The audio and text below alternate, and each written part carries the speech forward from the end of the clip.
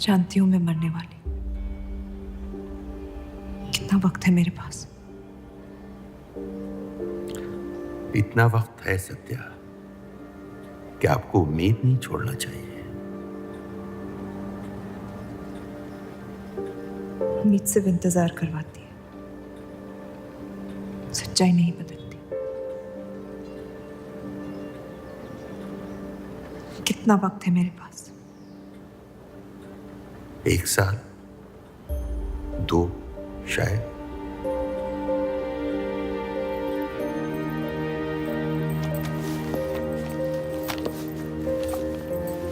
बेटा, इस हाल में तुम्हारे लिए सफर करना मुनासिब नहीं है। घर बैठी रहूंगी तो ठीक हो जाऊंगी।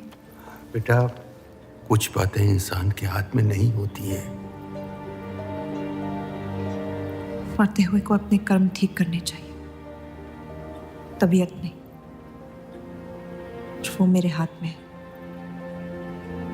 अगर ये काम अपनी हयात में ना कर पाए तो मरने के बाद भी पछताऊंगी। मुझे ये अपने पति के लिए करना होगा। वो पत्थर हाथ में आ ही नहीं रही थी।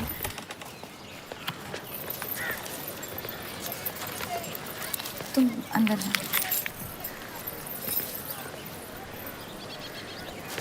आप फिर आ गई।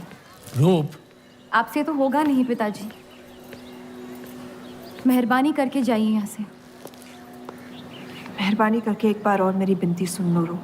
देखिए सत्या जी, जब आपके पिता ने हम पर वो सारे एहसान किए थे, हमें पता नहीं था कि एक दिन उनकी बेटी उनके एहसानों को ब्याज समेत वापस लेने आ पहुंचेगी। मैं ब्याज लेने नहीं आई हूँ रूप, बल्कि आपसे एक एहसान मांगने आई हूँ। माफ़ी चाहती हूँ, मैं आप पे ये एहसान नहीं कर सकती। मेरी आज़ादी बिकाऊ नहीं है। आप गलत समझ रही हैं रूप। या शायद मैं ही सही समझ रही हूँ। मैं आपकी जिंदगी से बस 1 साल मांग रही हूँ रूप, क्योंकि मेरी जिंदगी में सिर्फ 1 साल बचा है।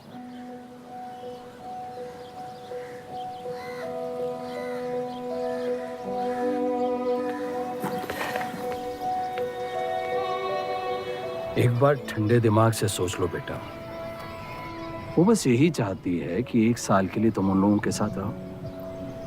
इसमें क्या नुकसान हो सकता है? एक बार चली गई तो कभी नहीं लौट पाऊंगी पिताजी। सत्या अच्छी औरत है। उन्होंने हमसे वादा किया है कि तुम्हारी बहनों का शादी होने तक ख्याल रखेंगे।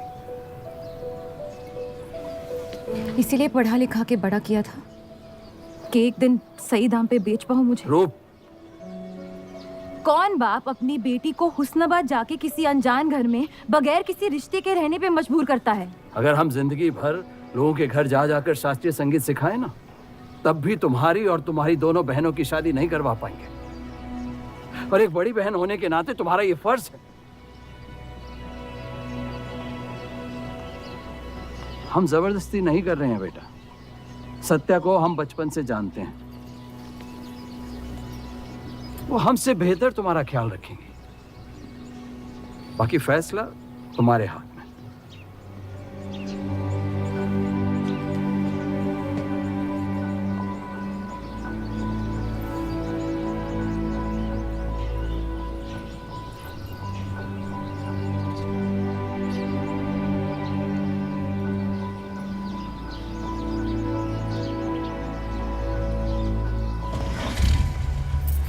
रुकिए।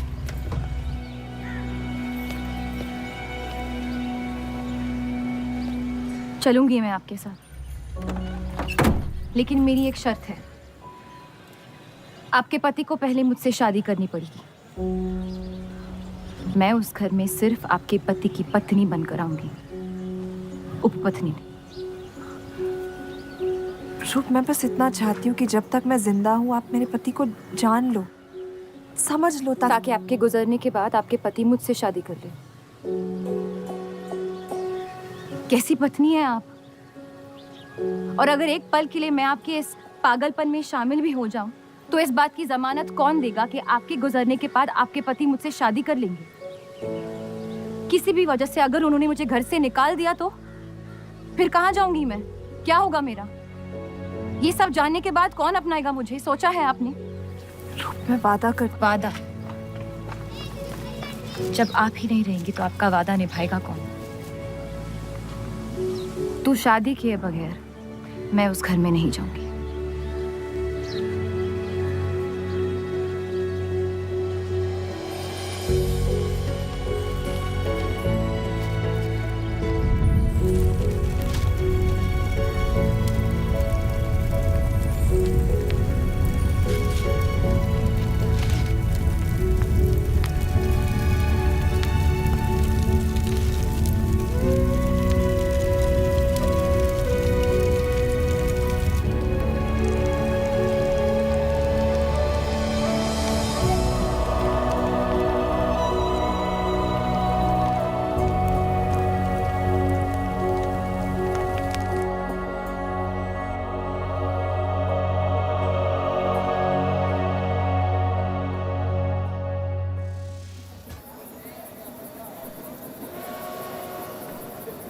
दो और लड़कियां बाहर बी के यहाँ गाना सीखने आई हैं।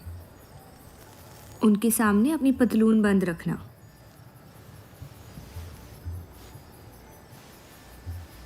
पता है, सारी हिंदू लड़कियां अमृतसर जाने की बात कर रही हैं। आप एक बार अब्दुल से बात कर ले, काफ़ी नाराज़ हैं। उस देव चौधरी ने लंदन से आते ही बंटवारे के खिलाफ आर्टिकल लिख दिया है। आज दूसरी शादी की उसने, दूसरी बीवी घर लाया है और लोग मुसलमानों को बदनाम करते हैं। देव चौधरी? हाँ मेरी जान, देव चौधरी। उसकी बीवी मर रही है और उसकी आखिरी ख्वाहिश थी कि देव दूसरी शादी कर ले।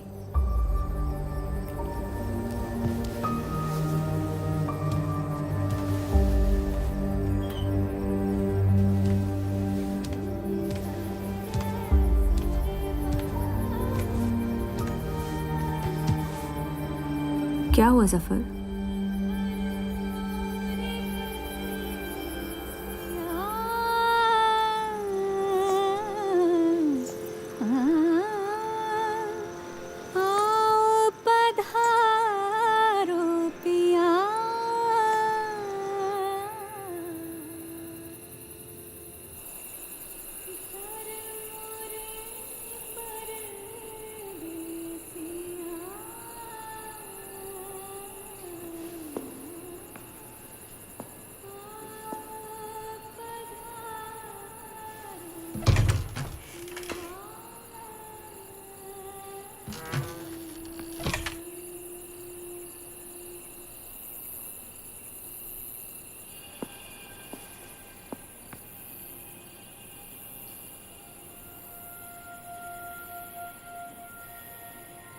मैं अपनी पत्नी से बहुत प्यार करता हूं। मैं नहीं जानता कि सत्या ने आपको ये शादी के लिए राजी कैसे किया, लेकिन मैंने ये शादी सिर्फ उसकी खुशी की खातिर की है। मुझे गलत मत समझिए, आपको इस घर में पूरी आबरू के साथ रखा जाएगा।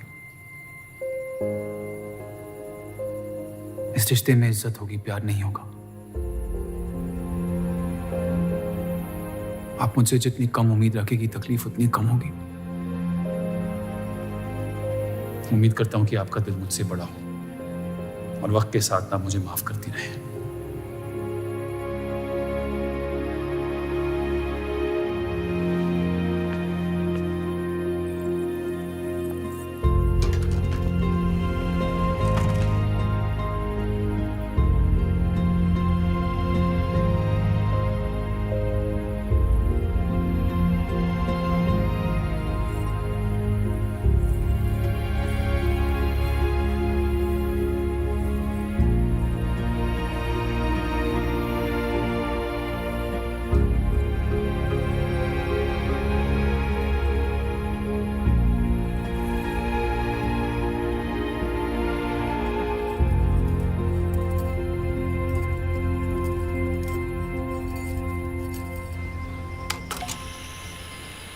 मेरे पति ने मुझे शादी की रात को ही रुखसती दे दी।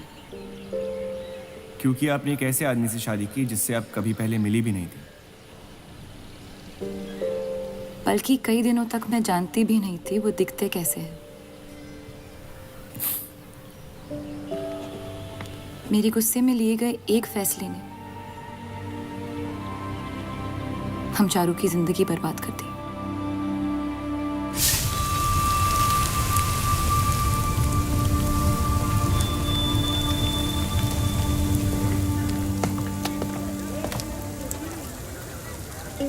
ऐसे जफर मियाँ, अगर आपको अपनी तलवारों से इतना ही इश्क है तो लोहारों की लड़ाई में शामिल क्यों नहीं हो जाते?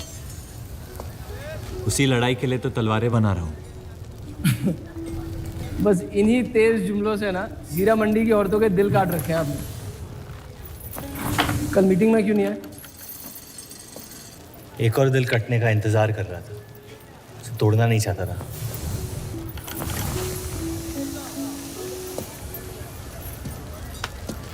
देखिए जफर मियाँ, अगर औजार बनाने की मशीनें आ गई ना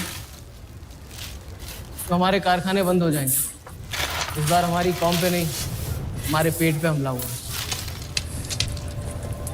एक तरफ अल्लाह अल्लाह करते हो और दूसरी तरफ डरते रहते हो। अगर हम मेहनत करें तो कभी बेरोजगार नहीं होंगे। और रही आपके आवाम हक पार्टी की मीटिंग और बंटवारे की बात, तो मैं हरामी। मुझे खुद के अब्बा ने उनका नाम तक नहीं दिया।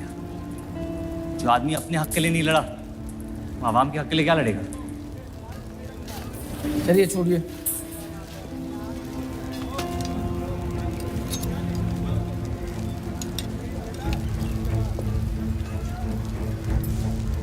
मैंने कितनी बार कहा अब्दुल मियाँ, अगर आप सच में अपना नजरिया दुनिया तक पहुंचाना चाहते तो बलराज चौधरी के न्यूज़पेपर से कोई बेहतर जरिया नहीं है। आपके कहने से हम गए थे दिल्ली टाइम्स के अखबार वालों से मिलने, लेकिन जब से उस बलराज चौधरी का बेटा विलायत से लौटा है, बंटवारे के खिलाफ एक मुल्क एक आवाम के आर्टिकल छापने में मशगूल है। इनकलाब खून बहा के लाया जाता है, बातें करके नहीं। सही कहा आपने जफर मियाँ, बिल्कुल सही फरमाया। चलिए आ जाइए हमारी तरफ।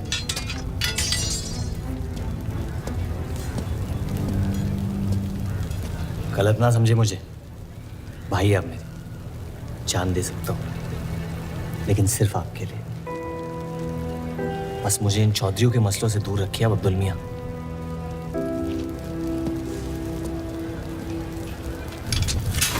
देव, आपको थोड़ा ख्याल रखना। ये एक मुल्क एक आवाम का आर्टिकल लोगों को हजम नहीं हो रहा।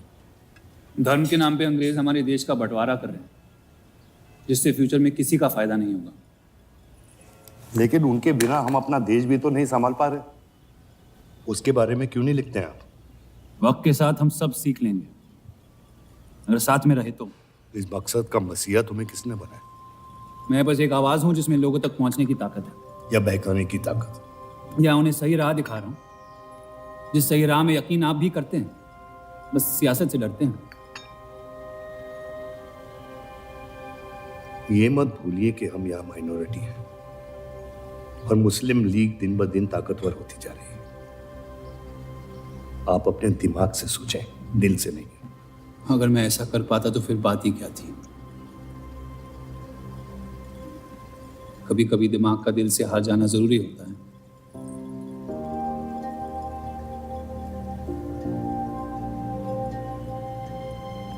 क्या हुआ सरोज? रूप कहाँ है? वो नीचे नहीं आना चाहती।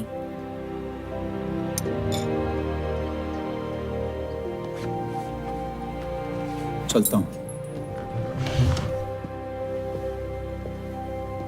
कोई बात नहीं, उन्हें उनका नाश्ता कमरे में ही दे दे। जी। देव को हमेशा लगेगा कि मैंने उसके साथ ज्यादती की, लेकिन आपने जो किया है सही है। जिंदगी पर भरोसा रखिए, उसने जो उलझाया है वही खुद सुलझाएगी।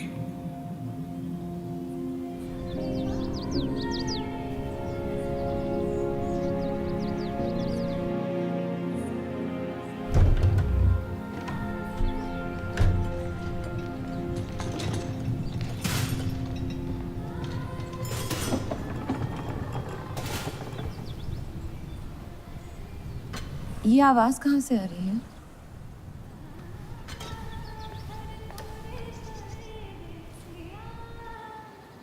बहार बेगम की हवेली से। किसी जमाने में हुस्नाबाद की सबसे मशहूर मुजरे वाली हुआ करती थी, लेकिन फिर उन्होंने नाचना छोड़ दिया। अब गाना सिखाती हैं। कहाँ है बहार बेगम की हवेली? हीरा मंडी में, इस शहर का सबसे बदनाम मोहल्ला। उस जगह का सिर्फ नाम लेने से ही लोगों के नाम खराब हो जाते हैं। अरे हम कह रहे हैं आपसे मुंशी साहब, हमारे जफर भाई से अच्छा लोहार पूरे हीरा मंडी में नहीं है। अभी पिछले साल ब्रिटिश आर्मी की तलवारें भी इन्होंने ही तो बनाई थी। ये वही हराम का पिल्ला है ना जफर? वो कहाँ से आए हैं उससे क्या फर्क पड़ता है? आप उनका काम देखिए ना। मुझे फर्क पड़ता है अब्दुल साहब। एक तो ये नाजायज और ऊपर से माफ कीजिएगा मुसलमान मुंशी जी, अगर मेरे पैसे लेकर भाग गया तो मैं तुम्हारा घर। लोगों के काम पे तवज्जो देना सीख, उनके बाप के नाम पे नहीं। लेकिन ये बड़ी बात तेरी कम अकल नहीं समझ पाएगी। छोड़ दे, छोड़ दे जफर, मैं कह रहा हूँ जफर छोड़ दे। छोड़ दे जफर।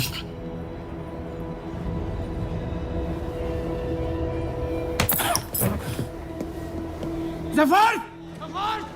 वो लिहाज तो है नहीं इन लोगों में। अरे एहसान मान हम लोगों का, जो तुझ जैसे हरामियों को अपने मोहल्लों में रहने देते हैं। एक तो ये हमारी वजह से हीरा मंडी में पल रहे हैं, और ये क्या कर रहे हैं? कचरा बढ़ा रहे हैं, कचरा।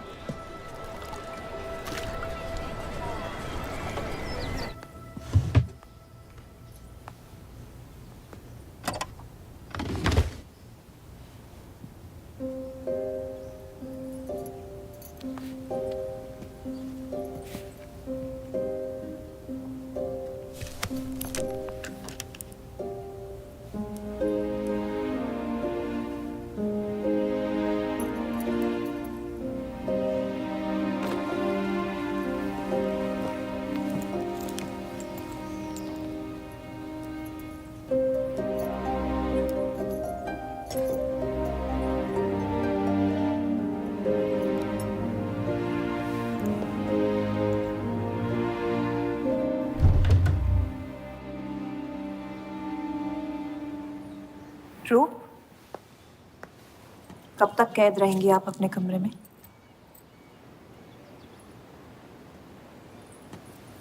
अब आप शादीशुदा हैं, आपकी भी कुछ जिम्मेदारियां हैं इस घर में। किसकी तरफ? आपके पति की तरफ, जो सिर्फ आपसे प्यार करते हैं। हम दोनों ने एक दूसरे को देखा तक नहीं है। मेरी एक ही जिम्मेदारी थी, अपनी बहनों की तरफ। वो मैंने ये शादी करके निभा लिया। देव के अखबार में काम करना शुरू कर दो, उनके साथ थोड़ा वक्त बिताओ, देखना सब कैसे बदलने लगेगा। मैंने घर पर बात करनी है।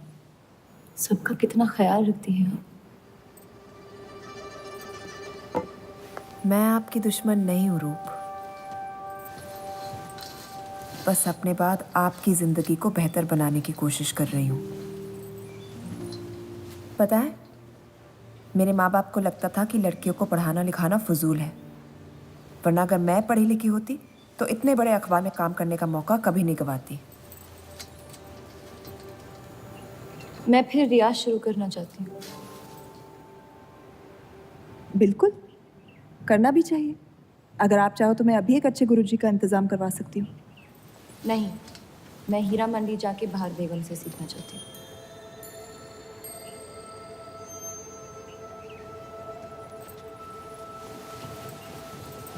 कम वक्त में काफी ज्यादा जान गई हैं शहर को आप, पर इस घर के उसूल को नहीं जानती। आप संगीत सीख सकती है, मगर हीरा मंडी कभी नहीं जा सकती। अगर मुझे हीरा मंडी जाने नहीं दिया तो फिर मैं अखबार के लिए भी काम नहीं करूंगी। मत करो, कैद कर लो अपने आप को अपने गुस्से में, लेकिन याद रखना अपनी किस्मत आपने खुद लिखी है, अपनी मर्जी से। अब यही आपकी जिंदगी है रूप, और जितनी जल्दी आप इस बात को समझ जाएंगी, बाकी जिंदगी उतनी जल्दी आसान हो जाएगी। आपका मेरी जिंदगी पे कोई हक नहीं है। आपका है।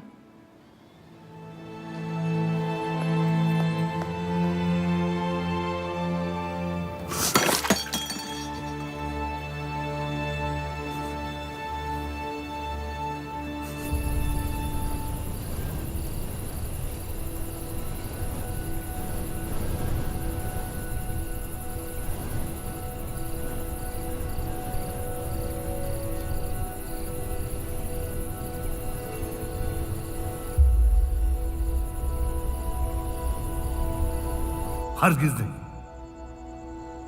बाबा, मैं रूप को जानती हूँ। एक बार उसने अपना मन बना लिया, फिर वो किसी की नहीं सुनती। वो इस घर की बहू है और उसे भी सबकी तरह इस घर के उसूलों की इज्जत करनी पड़ेगी।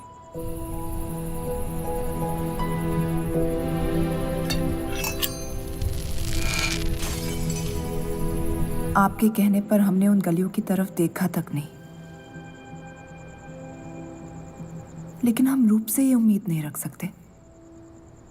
इससे पहले वो कोई गलत कदम उठा ले, हमें उसे जाने की इजाजत दे देनी चाहिए। और यही एक मौका है देव और रूप को करीब लाने का।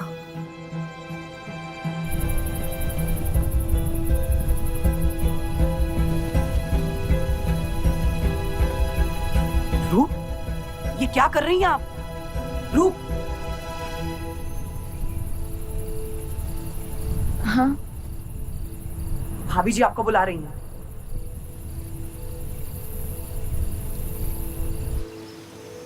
मेरी जिद और उनके उसूल के बीच मेरी जिद जीत गई।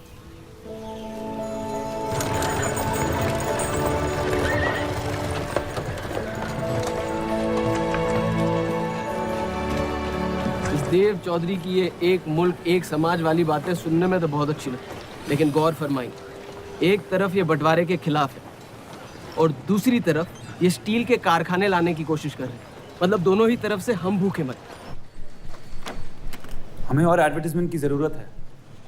अगर यही हाल रहा तो हफ्ते में सिर्फ 3 दिन पेपर छाप पाएंगे। सर, पिछले हफ्ते जिस विस्की कंपनी के इश्तेहार डाले थे, वो इस हफ्ते भी इश्तेहार डालने को तैयार है। उसी शराब के इश्तिहार की वजह से पूरा हफ्ता मुस्लिम सेक्टर ने अखबार नहीं खरीदा। बहुत अच्छे पैसे दे रहे हैं विस्की वाले। अहमद की बात सही है, किसी और को ढूंढना पड़ेगा। कॉस्मेटिक्स और साड़ी।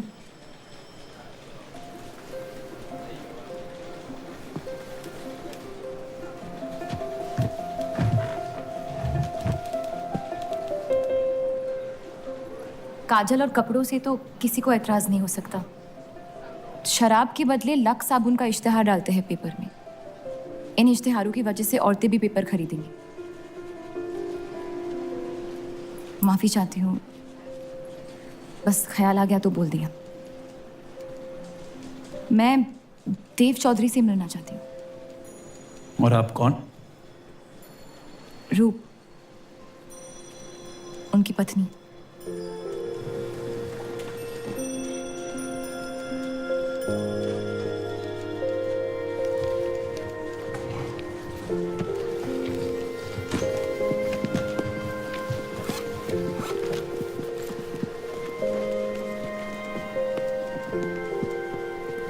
आनंद जी।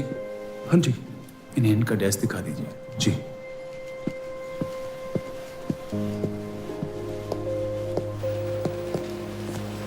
माई सेल्फ अनंत पाल। नमस्ते। वैसे ये कौन है?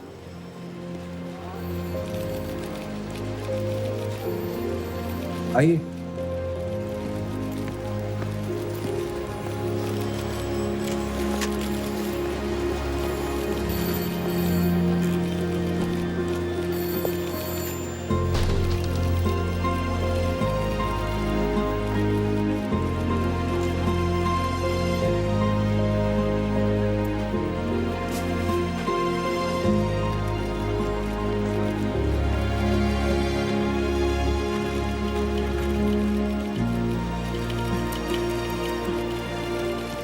कमाल है, पति पत्नी एक दूसरे को जानते तक नहीं।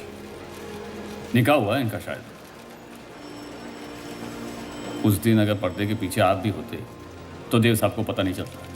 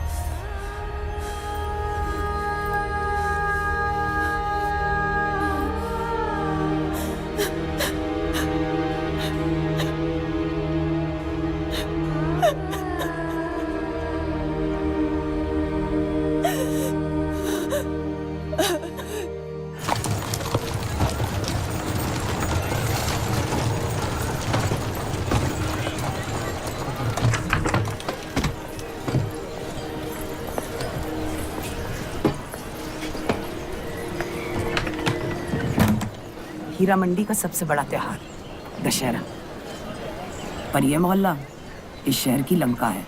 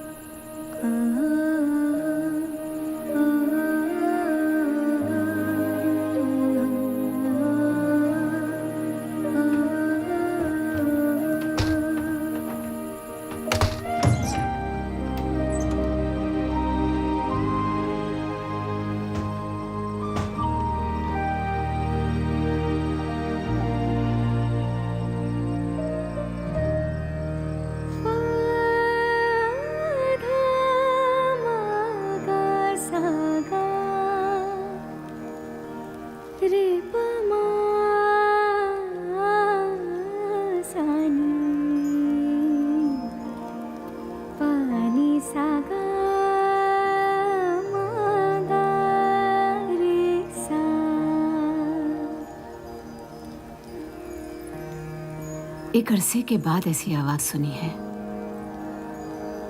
जिसमें दर्द भी है और सुकून भी। अपना फैसला बदलने के लिए शुक्रिया। अभी तो सिर्फ तारीफ की है, शुक्र बेइज्जती का करते हैं, क्योंकि असली काबिलियत उसी से मिलती है।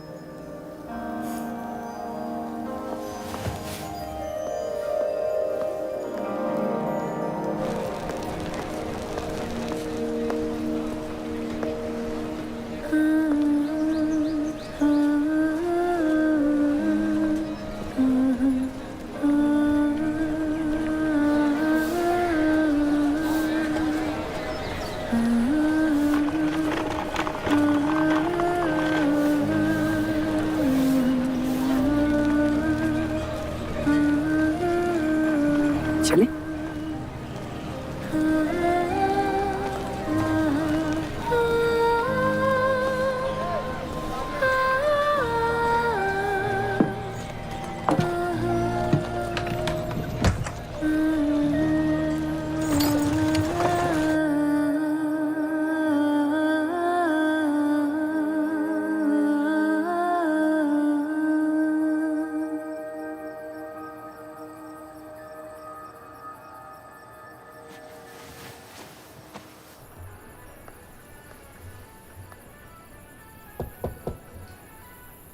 बोलिए।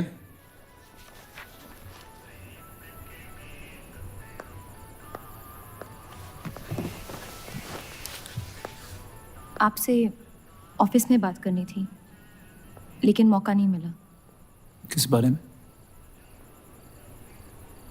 मैं आपकी कंपनी में सिर्फ हाजिरी नहीं देना चाहती, काम भी करना चाहती हूँ। मैं एक आर्टिकल लिखना चाहती हूँ। किस मुद्दे पे?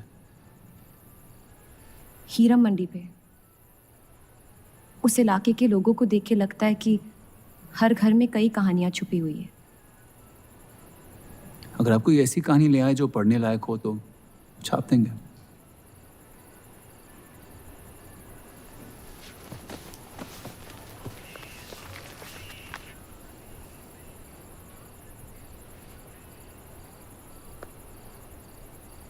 मैं जानती हूँ हम दोनों इस रिश्ते में गिरफ्तार हैं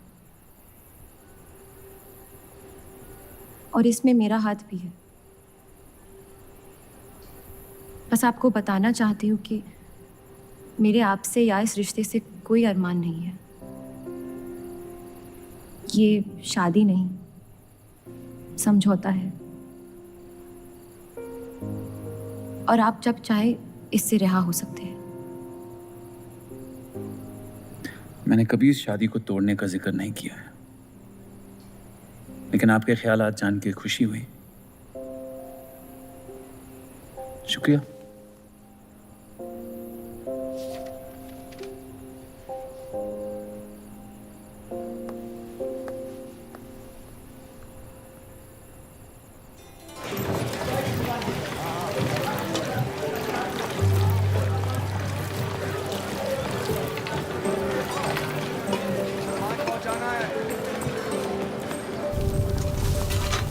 सुनिए, ये अब्दुल खां कहाँ मिलेंगे?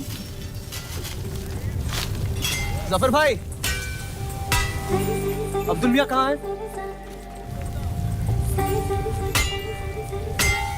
ये उनसे मिलने आई हैं। जाइए।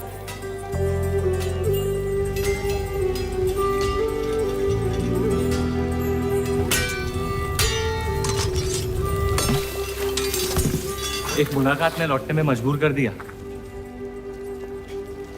आइए, आज मन भर देता हूं आपका, लेकिन आपसे मेरा मन नहीं भरेगा। वक्त जाया हो जाएगा मेरा। मैं शादीशुदा हूँ। तो मुझे कौन सा निकाह पढ़ना था आपसे? मैं अब्दुल खां से मिलना चाहती हूँ। क्यों? आपको क्यों बताऊँ? तो फिर मैं आपको क्यों बताऊं कि अब्दुल कहाँ है? मैं हीरा मंडी और उसकी लोगों की कहानियों पर एक आर्टिकल लिखना चाहती हूँ। तो इसलिए आप तवाइफ के कोठे पे आई थी? ये कोई तरीका है बात करने का? तवाइफ को ताजमहल कह दूंगा तो उसकी किस्मत नहीं बदल जाएगी। सारी औरतों को एक ही नजर से देखते हो? नजर तो एक ही रहेगी, लेकिन आप चाहे तो नजरिया बदल सकती है मेरा। मेरे ऐसे कोई शौक नहीं है। होंगे भी कैसे? अपनी शादी के हालात में गिरफ्तार जो है। लेकिन अगर आप चाहें तो आपके अधूरे अरमा पूरे कर सकता हूं मैं। बहुत ज्यादा बदतमीज है आप। शुक्रिया। अब्दुल,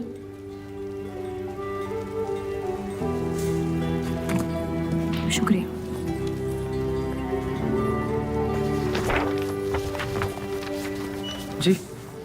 जी, मैं डेली टाइम्स से हूँ।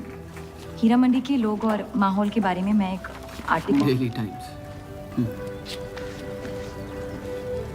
यहाँ का माहौल गर्म है, लोहार बेरोजगार है, और ये हक की लड़ाई अब बंटवारा करवा के रहेगी। लिखना चाहेगा आपका अखबार इस मुद्दे पे? नहीं ना, खुदा हाफिज।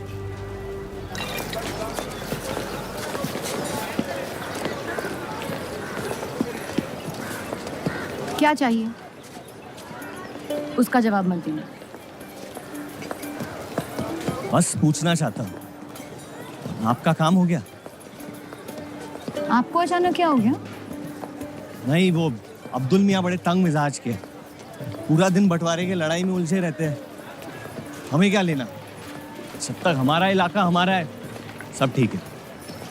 चलो, शुक्र है कम से कम अपने इलाके की तो इज्जत करते हैं आप। मुझ पे यकीन करना मुश्किल हो सकता है, जानता हूं। और क्यों है इस इलाके से इतना लगाव? खूबसूरत लड़कियां रहती हैं यहाँ।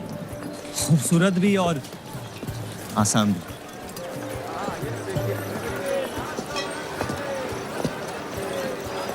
तकदीर ने मुझे आप फेंका।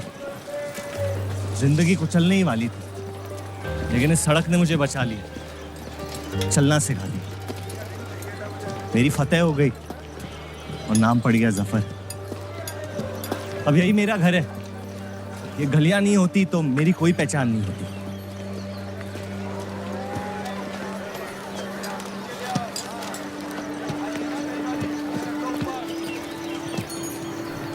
मुझसे बेहतर हीरा मंडी को कोई नहीं जानता।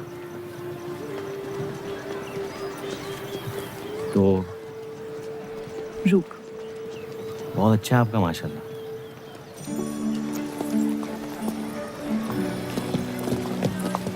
तो यहाँ कोई कहानी ढूंढने आई अपनी छुपाने? ढूंढने?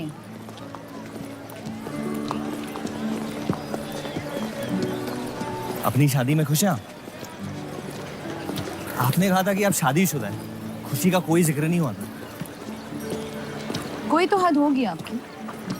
हदें तो सरहदों की होती है, सोच की नहीं। और वैसे भी अगर सवाल उठा है मन में तो पूछ लेना चाहिए। कहानियां सोच सोच के वैसे ही आधी दुनिया पागल हो गई। तो सियासी मसलों से दूर इस इलाके में ऐसे कुछ कमाल की चीजें हैं, अगर आप देखना चाहे तो। देखना चाहती हूँ। हिम्मत है मेरी दुनिया में कदम रखने की? मेरे पास खोने को कुछ है ही नहीं। और वैसे भी आपसे तो बेहतर ही होगी आपकी दुनिया। ठीक है, तो अगले जुम्मे को मिलते हैं, कलाम वाले। फिक्र ना करें, मैं इजाजत या कीमत के बगैर औरतों को हाथ नहीं लगाता।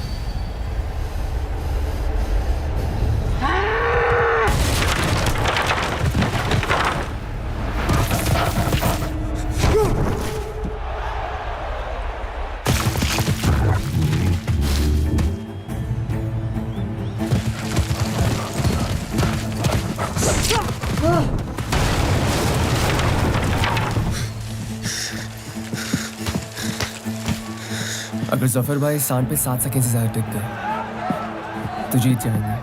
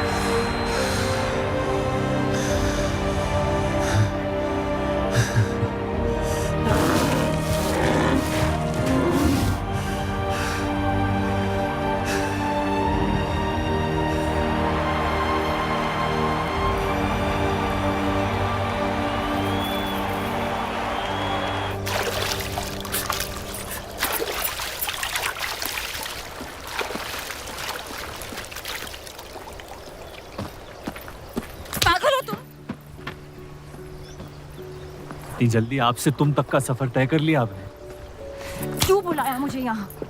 आप कहानी ढूंढ रही थी, मैंने आपको एक किस्सा दिखा दिया। डर गई? क्यों? तुम मर सकते थे। मौत हक है,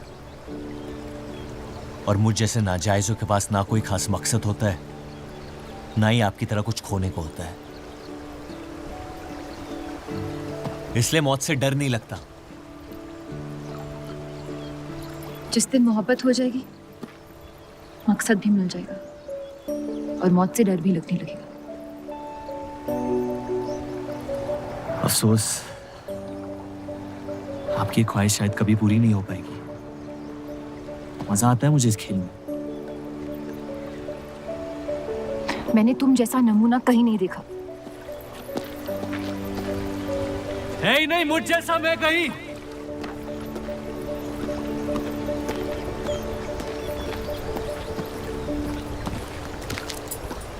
ये वही जर्नलिस्ट लड़की है ना? इसे तो छोड़ दे। एक दिन छोड़ दूंगा। अच्छी लड़की है बेचारी। जरूरत से ज्यादा, इसलिए शायद बुरे ख्यालात भी नहीं आते इसके बारे में। सुना है शादीशुदा है। आप जानते हैं ना आप क्या करें?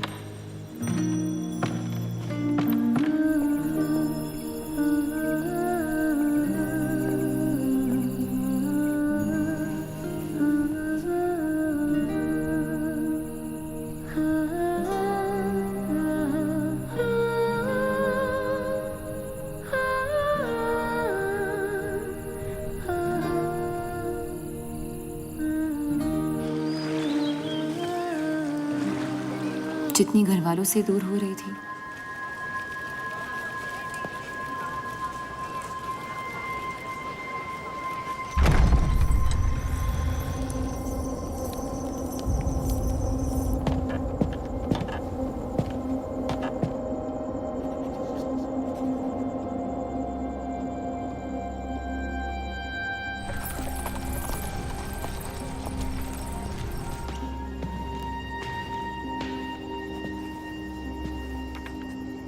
हीरा मंडी के लोहार आ जाए थे मुझे मिलने।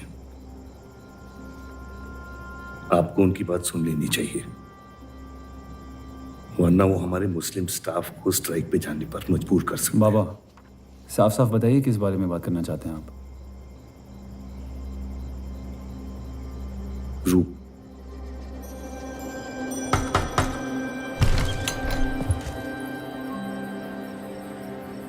तो वाइफ आजकल घर तक आती है मुजरा करने। माफी चाहते हैं, हम गलत पते पे आई है। रूप को बख्श दे जफर।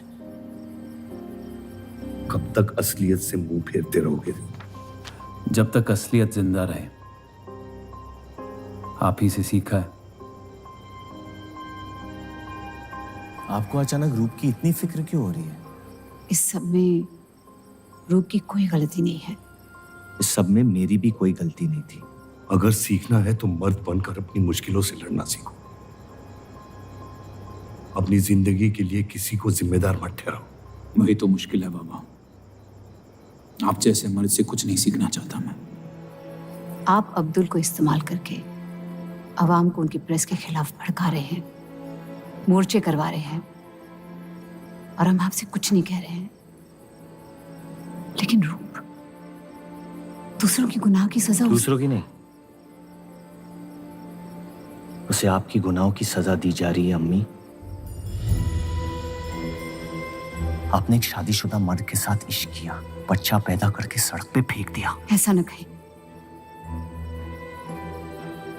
17 साल के थे हम, मोहब्बत हो गई थी उनसे, और आज तक उससे हम रिहा नहीं हो पाए। गलती हो गई जिसे आज तक मैं सुधार नहीं पाया। होशो हवास में की गई गलती गलती नहीं होती, बेईमानी होती है। और आज तक आपने अपने इस गुनाह को कबूल करने तक की हिम्मत नहीं की। हमारी मोहब्बत ने हमें खुद कर्ज बना दिया था। हमने बच्चा इसलिए रखा ताकि बलराज के और करीब हो पाए, लेकिन वो हमसे और दूर चले गए। हमने सोचा बच्चे की शर्म से भाग रहे हैं, आपको छोड़ देंगे तो वापस लौट आएंगे।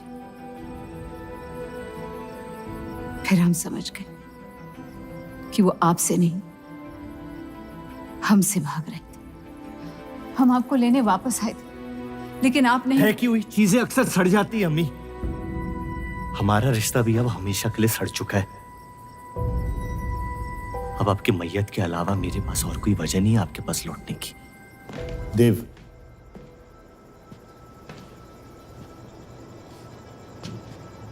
बस एक बात कहना चाहता हूं। मेरी भी शादी जबरदस्ती हुई, इसीलिए मैंने इस घर के बाहर प्यार ढूंढने की कोशिश की। कहीं रूप के साथ ऐसा ना हो जाए। कोशिश करो अपने इस रिश्ते को निभाने की। सब आपकी अक्ल के नहीं होते पापा। कम से कम मैं रूप की इज्जत करता हूं।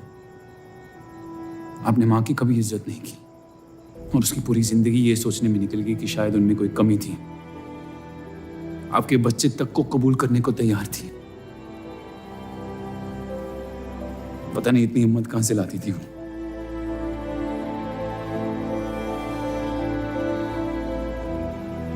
अगर आप मान जाते तो हमारा घर बिखरने से बच सकता था, लेकिन आपका घमंड आपकी गलतियों से भी बड़ा था।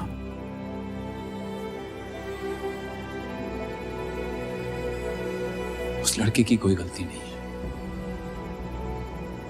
लेकिन अगर अब उसे मिल भी लूंगा तो आपसे और नफरत हो जाएगी। हमारा घर आपने बर्बाद किया है, लेकिन वजह वो है। तो मुझे अपनी रिश्ते कैसे निभानी चाहिए इस बात की सलाह आप ना ही दे तो बेहतर है।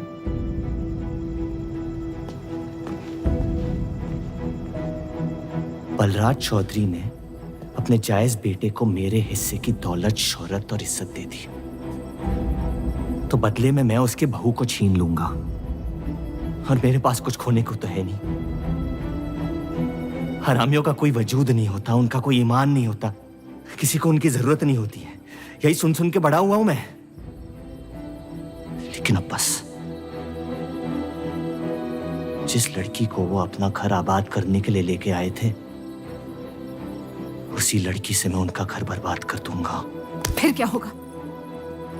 ये सब करने से आपको अपने अब्बा, अपना बचपन, अपनी इज्जत, अपना हक वापस मिल जाएगा। अपनी आंखों से नफरत हटाएं, फिर उस लड़की की मोहब्बत देख पाएंगे आप। इंतकाम की आग ने आपको अंधा बना दिया है। अपने अब्बा को बर्बाद करने के तैश में आप खुद को बर्बाद कर रहे हैं। मंजूर है, सब कुछ फना कर दूंगा। उन्हें पता भी नहीं चलेगा कि उनकी तबाही हुई कैसे। जिस आदमी ने मेरा इनकार किया था, वो खुद आके मुझसे माफी मांगेगा, और तब उसकी उम्मीद पर मैं ऐसी आग लगाऊंगा कि जहन्नम भी 2 पल देखते रह जाएगा। उसे अपनी कर्मों की सजा मिलकर रहेगी, और उसके बदले में अगर मेरे कर्म बिगड़ जाए तो वो भी मुझे मंजूर है। अम्मी,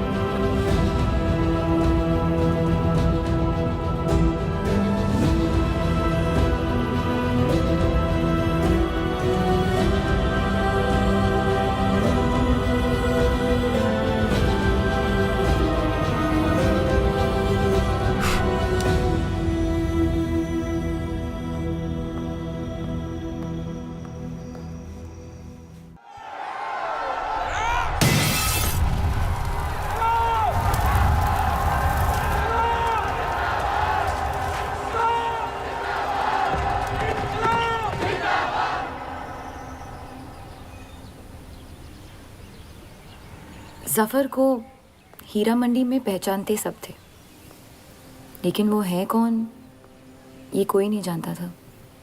वापस जाने का मन नहीं करता? वापस जाने की वजह ही नहीं है। पीढ़ियों से हम ये काम कर रहे हैं, हमारे बच्चे इसी की खा रहे हैं। अब अगर ये अंग्रेज औजार बनाने की मशीन ले आए तो लोहार बेरोजगार हो जाएगा।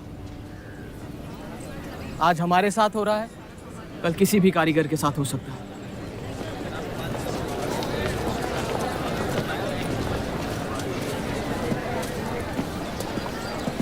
आपके कहने पे हमने चौधरी की फैक्ट्री से भी कारीगर बुलाए थे। को लगता है बात चौधरी तक पहुंचेगी और वो हमारा सपोर्ट करेंगे। उसके पेपर के आवाम हक पार्टी से दुश्मनी पुरानी है। बलराज चौधरी जैसे लोग कभी कभी अपने मजहब को अपना मकसद समझ लेते। सही कहा आपने। अगर वो अपने मजहब के लिए लड़ सकते हैं तो हम क्यों नहीं? ये लड़ाई इंसाफ की नहीं, हक की। और अब आपकी आवाम अपने खोए हुए हक को छीनने के लिए तैयार है।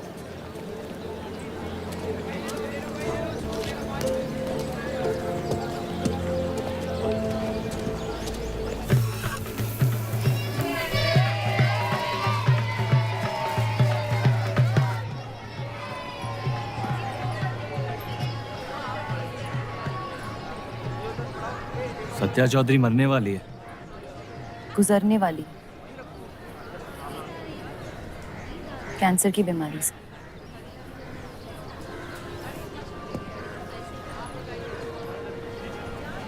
और उसके मरने के बाद क्या होगा? तुम उसकी तख्त पर बैठोगी, तुम्हारा शौहर तुम्हें पहली बीवी की इज्जत देने लगेगा, तुम्हारी शादी खुशहाल हो जाएगी।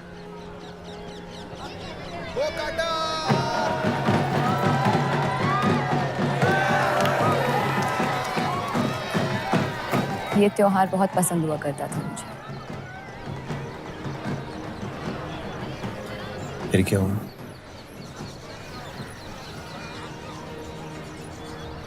पतंग की उड़ान उम्मीद भर देती थी मुझ में। अब सिर्फ कटी पतंगों पे ध्यान जाता है मेरा। यहाँ के लोग अपने पतंगों से बेहिसाब इश्क करते हैं, लेकिन इन्हें अपनी उड़ाने से ज्यादा दूसरों के गिराने में मजा आता है। तुम हर चीज में बुराई ढूंढते हो। हाँ, अगर तुमने मेरी जिंदगी जी होती ना, शायद तुम समझ पाती कि मेरी नजरों में इतना अंधेरा क्यों। हालात सबकी जिंदगी में आते हैं, लेकिन कड़वा मन अंत में जहर बन के हम ही को जंग लगा देगा। जब किसी और की बर्बादी अपनी जीत जैसी लगे तो हमसे ज्यादा बर्बाद और कोई नहीं है इस दुनिया में।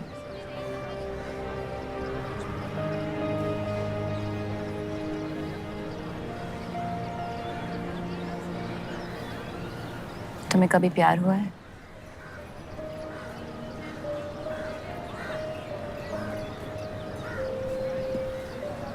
मैं इश्क लड़ाता बहुत तो इन पतंगों की तरह, लेकिन इश्क से कटता नहीं।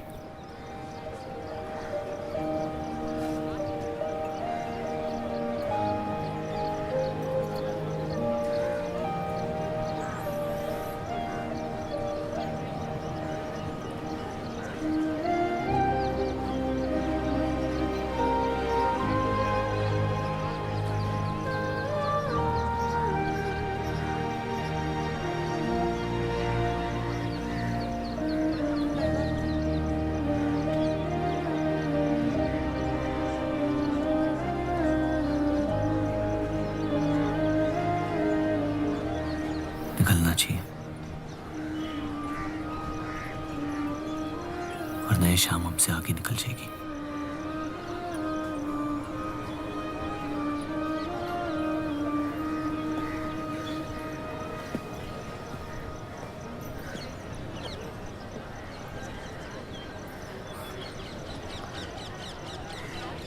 आप सही थे,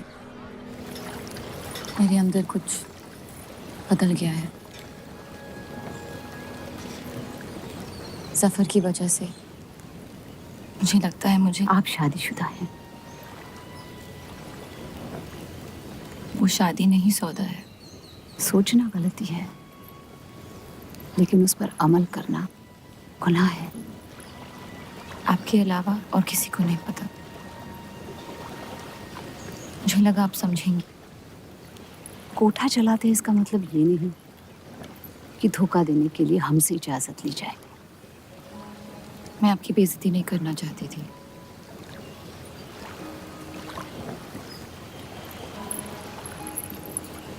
आपके शौहर अच्छे इंसान हैं।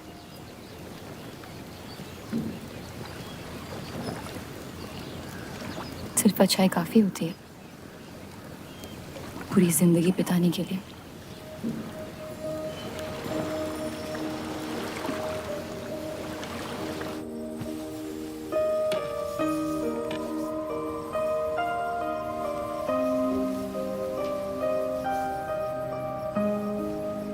क्या हुआ?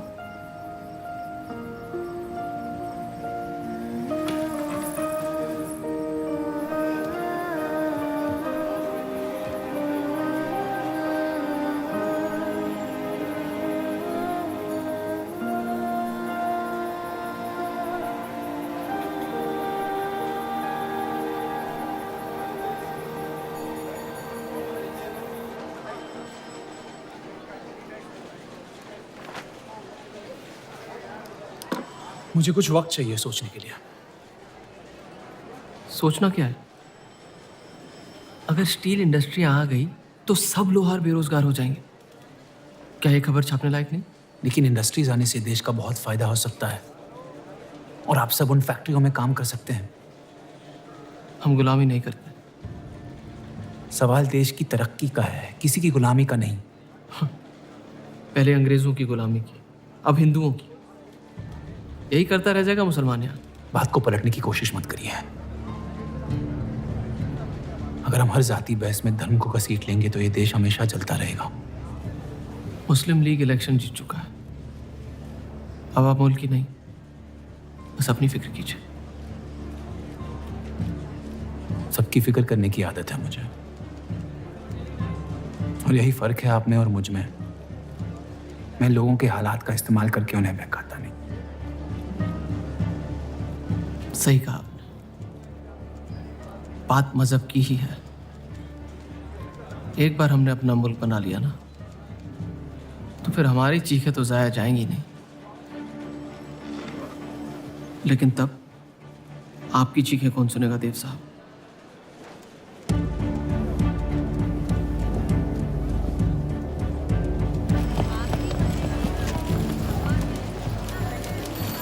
ये देव चौधरी की तीसरी बीवी है।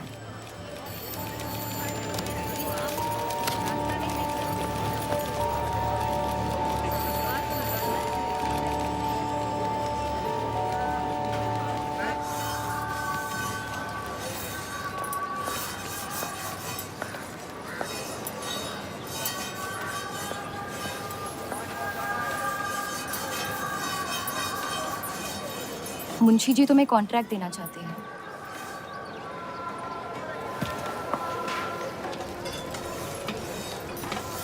और बदले में तुमने उन्हें क्या दिया? सिर्फ हिंदू होने की वजह से तुम्हारी बात मान ली उन्होंने? मैं खैरात नहीं लेता। मैं मदद कर रही हूँ, खैरात नहीं। और मैंने मांगी थी मदद आपसे। जैसा हूं ठीक हूं। हर चीज में बुराई क्यों ढूंढते हो? अच्छाई से डर लगता है। उसे अक्सर बदले में कुछ चाहिए होता। मैंने तुम्हारी जमानत ली है। मुंशी जी को समझाया कि हीरा मंडी तुम्हारा घर है और बदले में मुझे कुछ नहीं चाहिए।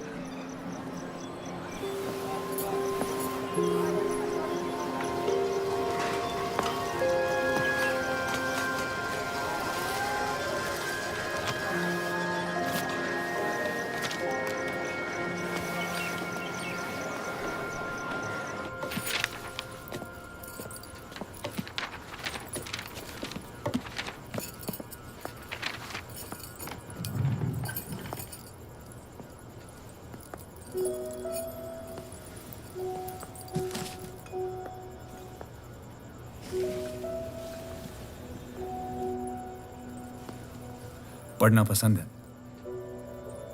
बहुत। आपको? बहुत। वो कैबिनेट मिशन का आर्टिकल बन गया? नहीं, कुछ बात नहीं बन रही है। शायद वो हमारा आखिरी आर्टिकल हो जिससे आप एक मुल्क एक अवाम की सोच को आगे बढ़ा सके।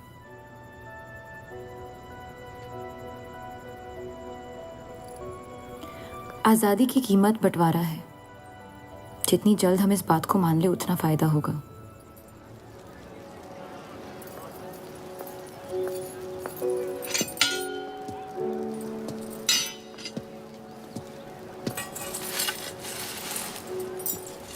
मुझे देख के रास्ता क्यों बदल देते हो? तुम्हें शहर दिखाने में इतना मशगूल हो गया था कि अपनी जिंदगी के रास्ते भूल गया। मैं हुस्नाबाद छोड़ के जा रही हूँ।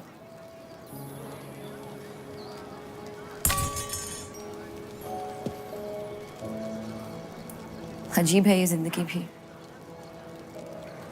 पहले मुझे यहाँ आना नहीं था और अब यहाँ से जाना नहीं है।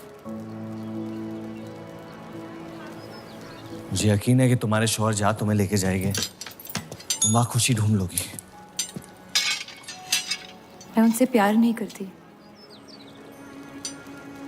ना ही वो मुझसे करते हैं।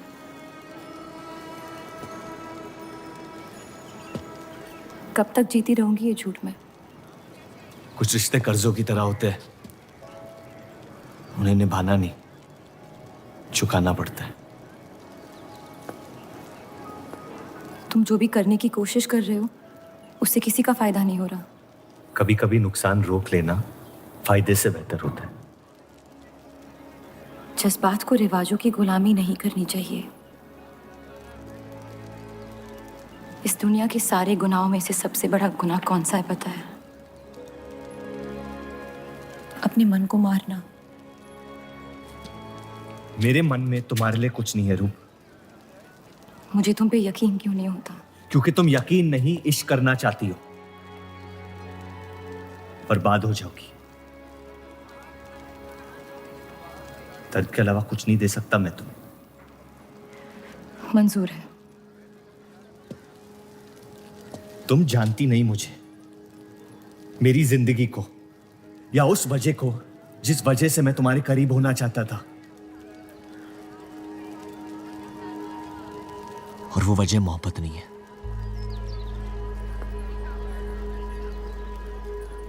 प्यार ना करने की 1000 वजह मिल सकती है डर के बाजार में, लेकिन प्यार करने की सिर्फ एक ढूंढनी होती है, अपने दिल में। मुझे अपनी वजह मिल गई है, बाकी तुम्हारी मर्जी।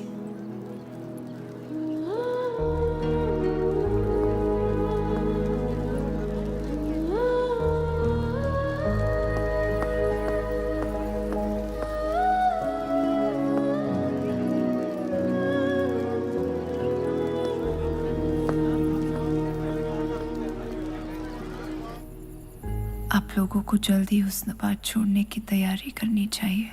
मैं आपके बगैर कहीं नहीं जाऊंगा।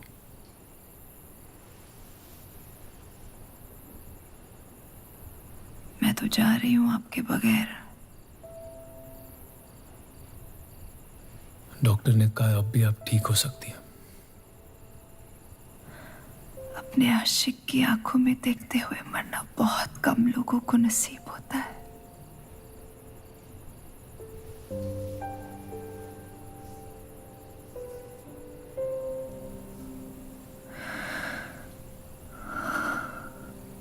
सुकून के आंसू है, बह जाने दीजिए। मेरा सुकून तो लेके जा रही हैं आप। अब क्या करूंगा जिंदगी का मैं?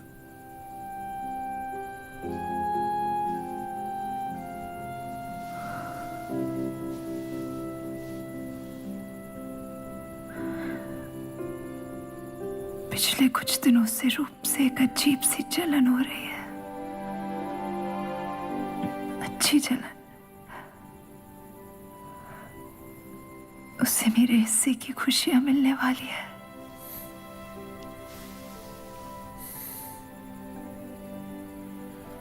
आपकी जगह कोई नहीं ले सकता। मैं उसे अपनी जगह देना चाहती हूँ।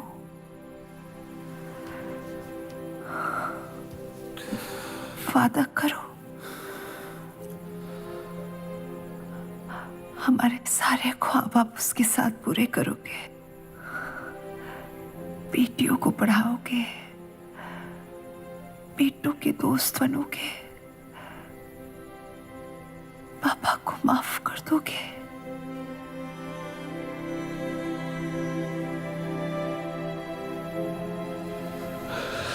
मुझे मत छोड़ो सत्या, रुक जाओ।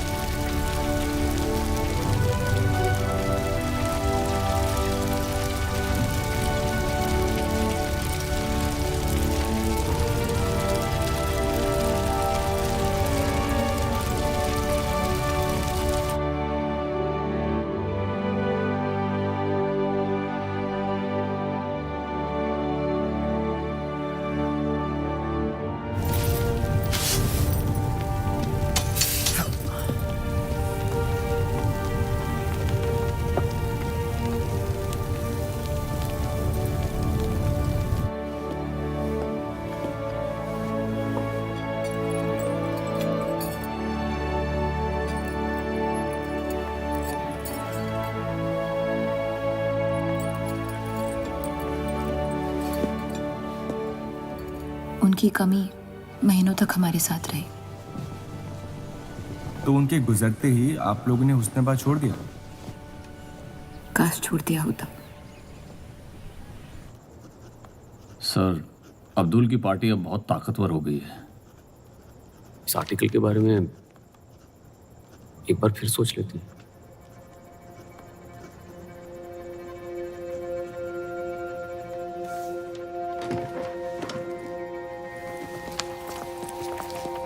ईद मुबारक। आपको भी।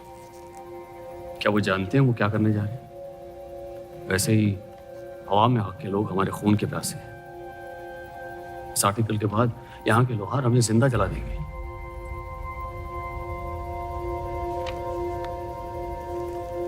खुदा हाफिज।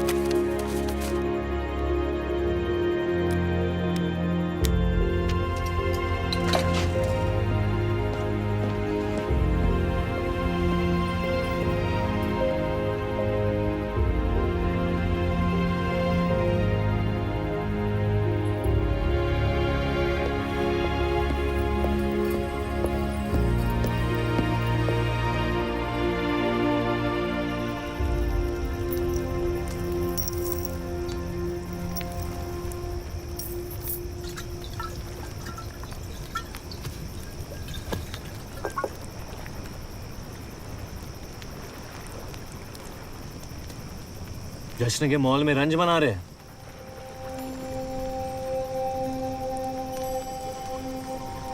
किसने कहा मैं रंज बना रहा हूं? जश्न में लोग मिलकर शराब पीते हैं। तना शराब रंज में पी जाती है।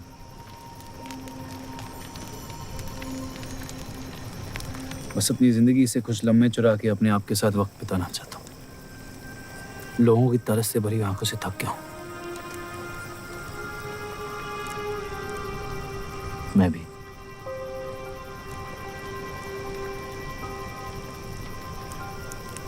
तो आपके रंज का राज क्या है?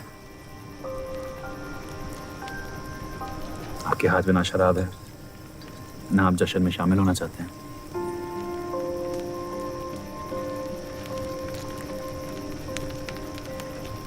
अनजानों को राज बताना बहुत आसान होता है। मन भी हल्का हो जाता है और इज्जत भी बनी रहती है। मुझे इश्क हो गया। शादीशुदा लड़की से। देंगे? मुसलमान हूँ। ईद मुबारक। शुक्रिया। और वो इश्क करती है आपसे? मेरे इश्क से कई ज्यादा। तो फिर मुश्किल क्या है? काश आप उसके शोहर होते, ये किस्सा यही निपट जाता।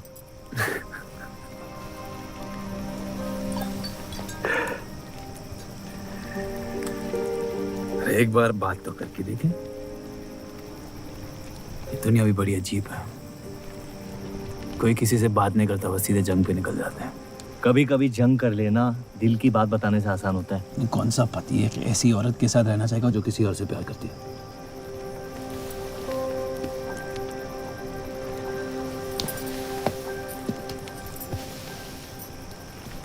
लेकिन इसमें एक और राज है। वाह वाह, मैं कहानी सुनने आया था, आपने कटहरा खड़ा कर दिया। मसला ये है कि मैंने उसे सिर्फ आधे सच बताए। तो पूरे बता दो। इतना आसान नहीं है। अक्सर इतना ही आसान होता है।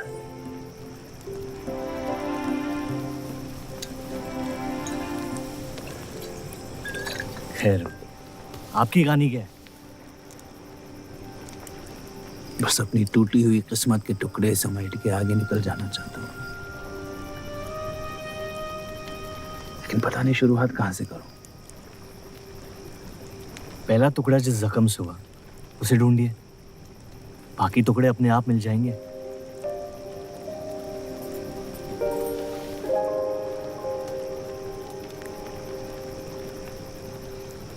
तो कितनी औरतों के साथ सोए आप? ये कैसा बेहुदा सवाल है? मतलब एक 18 साल की उम्र में शादी होगी। आप कितनी लड़कियों के साथ सोए हैं? उतनी गिनती नहीं आती है मुझे।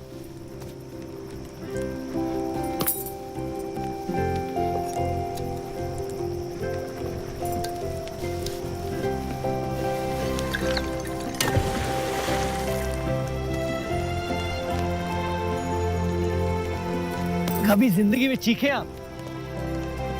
आइए, आज गला फाड़ के जिंदगी को बोल देते हैं, उसके धोखों से हारेंगे नहीं हम।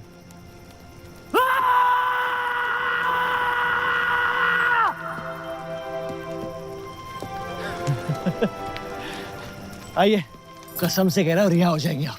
कोशिश कीजिए।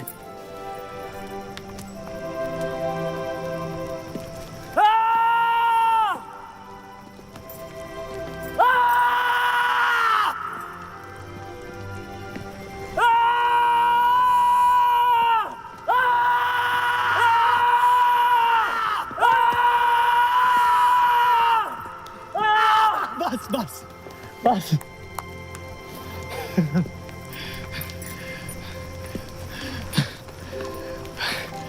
कसम से एक ही लड़की के साथ जिंदगी भर।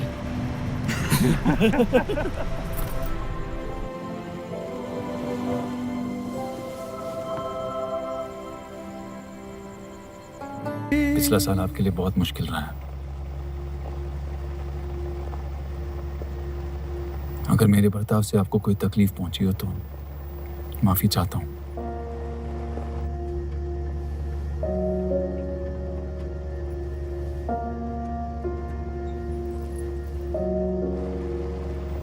अब या तो आप अलग हो सकती हैं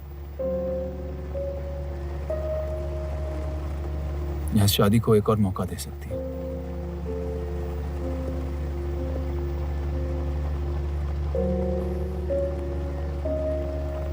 आप जो फैसला लेंगी मुझे मंजूर है।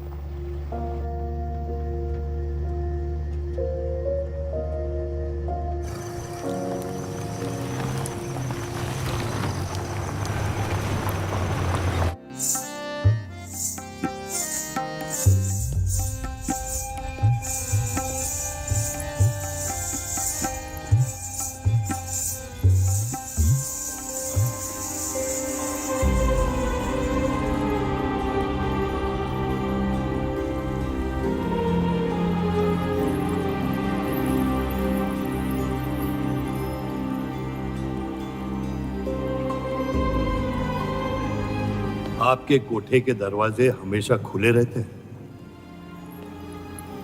हमें कुछ भी छुपाने की जरूरत नहीं है। हम ये शहर छोड़ के जा रहे हैं। अलविदा तो आप बहुत साल पहले कह चुके हैं। बताइए, आज कौन सी तकलीफ देने आए हैं? वक्त बदल गया, लेकिन आप नहीं बदली बाहर जान। अब अपने बेटे को इस्तेमाल करके आप हमारे खानदान को तबाह करना चाहती हैं। समझाइए उसे, रूप हमारी बहू है। खुदा के मजाक का भी जवाब नहीं। जिस आदमी ने इतनी जिंदगियों का तमाशा बनाया, आज वो अपनी इज्जत बचाने के लिए गुजारिश करने आए हैं। वक्त ने आपको भी नहीं बदला बलराज साहब। हमने आपको साफ साफ समझाया था कि हमारा रिश्ता गलत था, लेकिन आप सच्चाई बर्दाश्त नहीं कर पाई और जिंदगी भर हमसे धोखा करने का तमाशा करती रही। तो क्या यही कहकर तसल्ली देते रहे आप अपने आप को? रिश्ता गलत था तो क्यों बार बार लौट के आते थे हमारे दरवाजे पे? मोहब्बत आपको भी हुई थी बलराज साहब, लेकिन समाज के डर से एक दिन अचानक कूड़े की तरफ फेंक दिया हमें। घिन आती है आपकी खुदगर्जी पर। मेहरबानी करके यहां से निकल जाइए।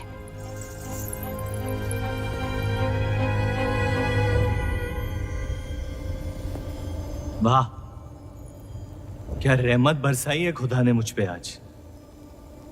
बरसों बाद अम्मी को मिलने आया था, साथ में अब्बा भी मिल गए। एक तरफ बहार बेगम जिसने मुझे फेंक दिया और दूसरी तरफ बलराज चौधरी जो कल तक मुझे कबूल नहीं कर रहा था और आज मुझसे भीख मांगने आया है। क्या चाहते हो तुम? कि हम तुमसे अपने खानदान की इज्जत की भीख मांगे? छोड़ दो उन्हें। लेकिन वो काम तो आपका है, अपनों को छोड़ देना। आपको क्या पता है खानदान क्या होता है? वैसे भी माशाअल्लाह सिर्फ अल्लाह जानते कि मेरे कितने भाई बहन घूम रहे हैं। मेरा सिर्फ एक खानदान है जिसे मुझे तुम दोनों से बचाना है। तो फिर कह दो अपनी बहू से कि मुझसे इश्क करना छोड़ दे।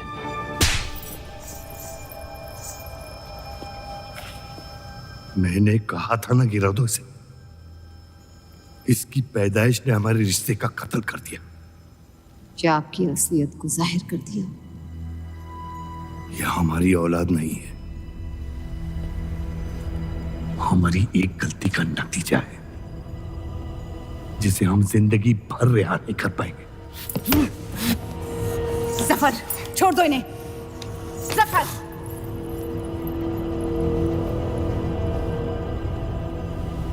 हमारे साथ जो भी करना है कर लो, लेकिन हमारे गुनाहों की सजा हमारे बेटे को मत दो।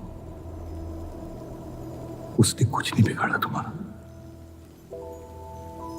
मेरी मुलाकात हुई थी उससे आज। सब कुछ है उसके पास, खुशी के अलावा। उसे दुनिया से बचाने की कश्मकश में आप उसे प्यार देना भूल गए।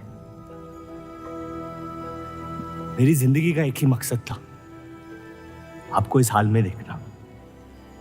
लेकिन रूप सही कहती है, जब किसी और की बर्बादी अपनी जीत सी लगे तो आपसे ज्यादा बर्बाद और कोई नहीं है इस दुनिया में।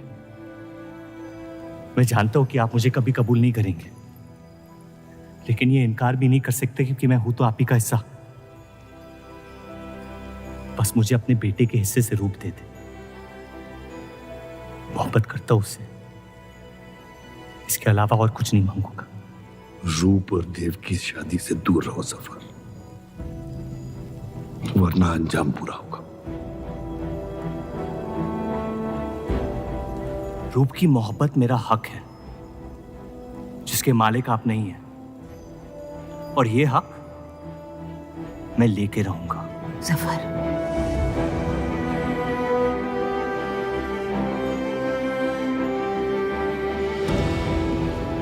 हम जानते हैं कि आप हमारी किसी भी बात पर राजी नहीं, लेकिन इस बार आप जानती हैं कि हम सही हैं।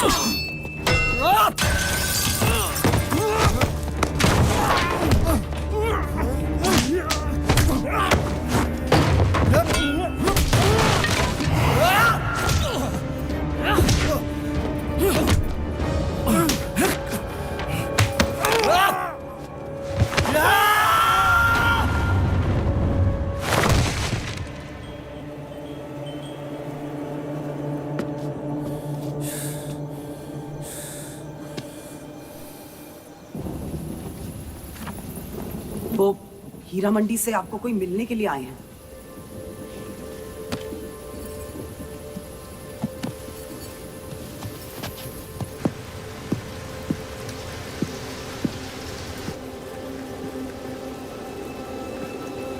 क्या हुआ मियाँ?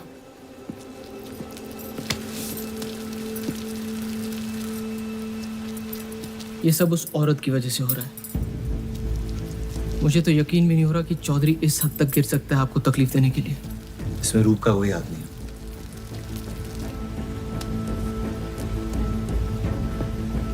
इश्क का अंधापन अक्ल के दरवाजे बंद कर देता है।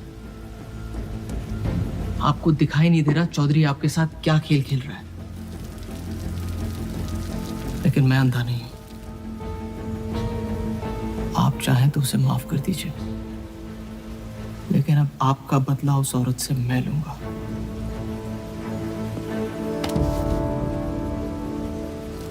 अगर उसे हाथ लगाया तो हमारे रिश्ते के साथ आपकी गर्दन भी काट दूंगा मैं।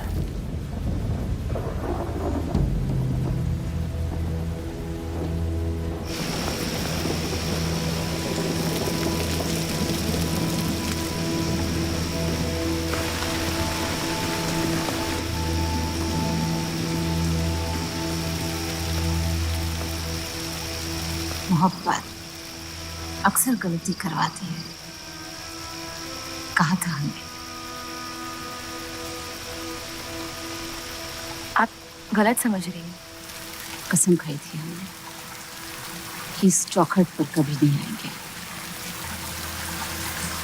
लेकिन आज आपने उस कसम को तोड़ने पर मजबूर कर दिया। आप नहीं जानती मेरा हाल क्या है। और अफसोस अब वो बिगड़ने लगा है। जफर हमारा और बर्राज का बेटा है।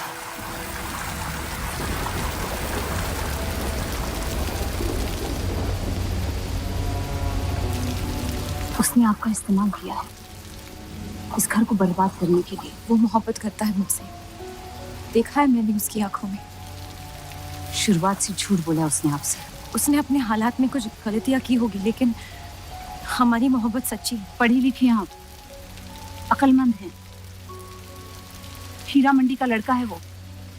उसकी जिंदगी में बिस्तर के बाहर किसी भी औरत की कोई कीमत नहीं है। और आपसे तो हम बिस्तर भी नहीं होना चाहता था।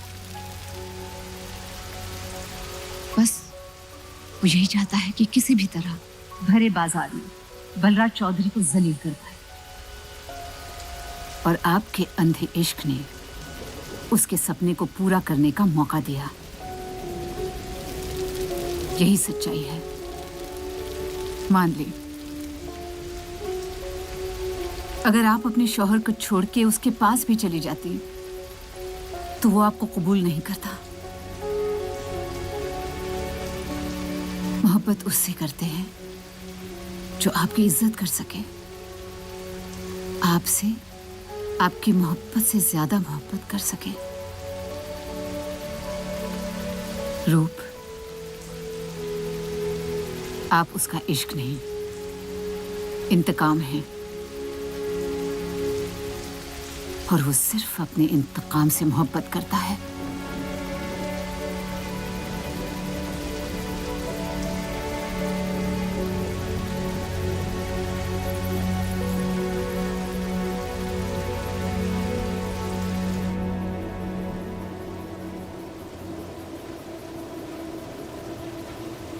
खानदानी लड़ाई जीतने के लिए आपने इतने साल हमें सियासी जंगों में फंसा दिया। सही कहते हैं सब, हरामियों का कोई ईमान नहीं होता।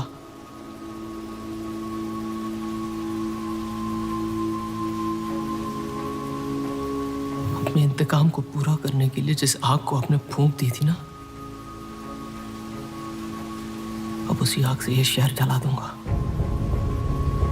अब आप अपने अमाल का अंजाम रोक नहीं पाएंगे।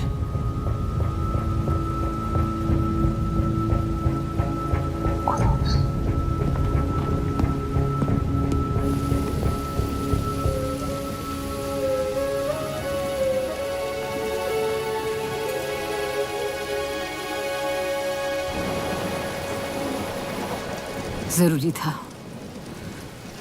जफर हमसे नफरत शुरू से करते हैं।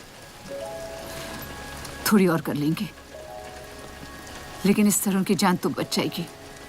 क्या फायदा जान बचाने का जब आपने जीने का मकसद ही छीन लिया। नाजायज मोहब्बत का अंजाम अक्सर तबाही होता है।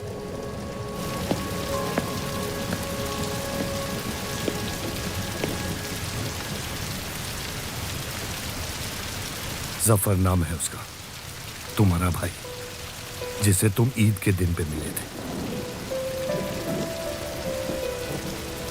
मुझ में हिम्मत नहीं थी अपनी गलतियों को कबूल करने की।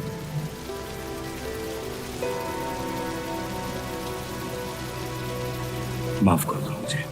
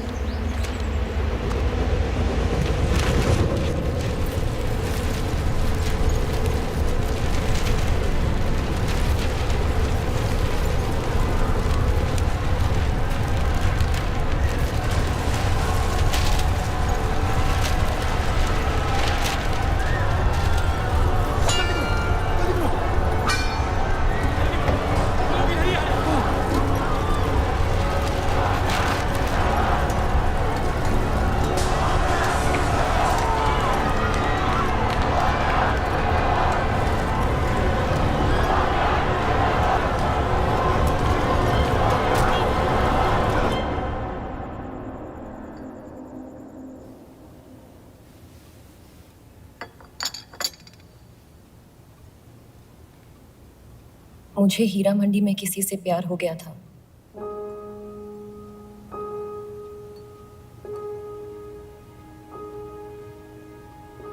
आपने शुरुआत से मुझसे सच कहा है।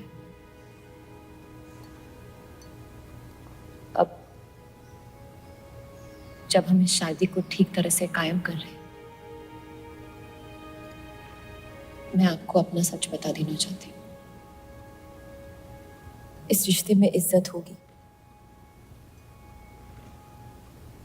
प्यार नहीं होगा। उम्मीद करती हूँ आपका दिल मुझसे बड़ा हो और वक्त के साथ आप मुझे माफ करते रहे।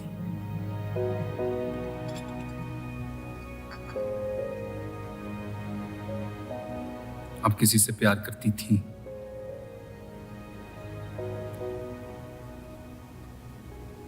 फिर क्या बदल गया? मैं उनकी इज्जत नहीं करती। और प्यार खत्म हो गया?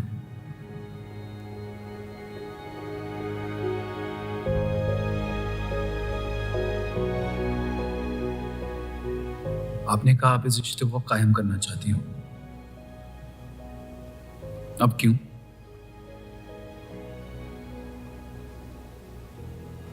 सिर्फ 700 लेना काफी नहीं होता,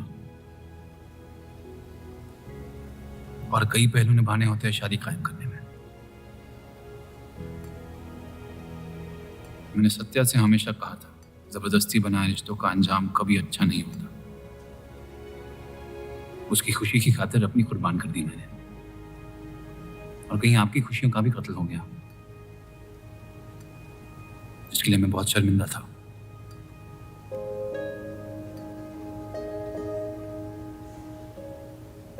वक्त के साथ वो शर्मिंदगी शायद चाहत में बदलने लगी।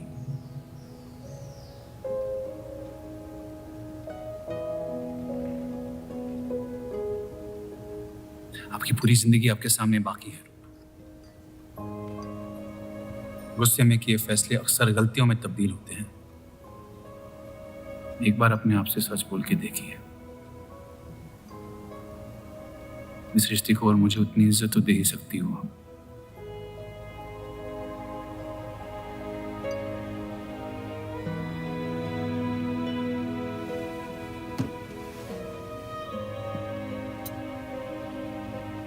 पति पत्नी का रिश्ता रिवाजों से नहीं,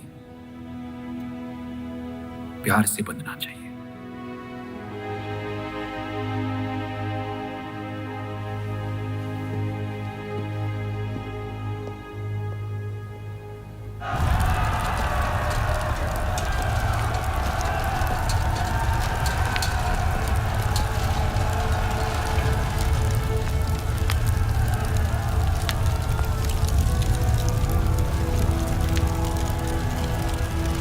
देव चौधरी ने हमारे खिलाफ फैसला ले लिया है।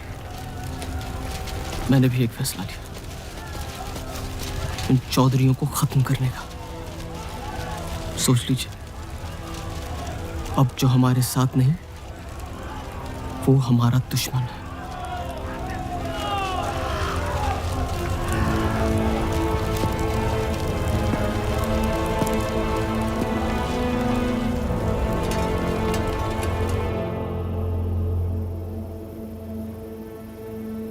सरोज जी,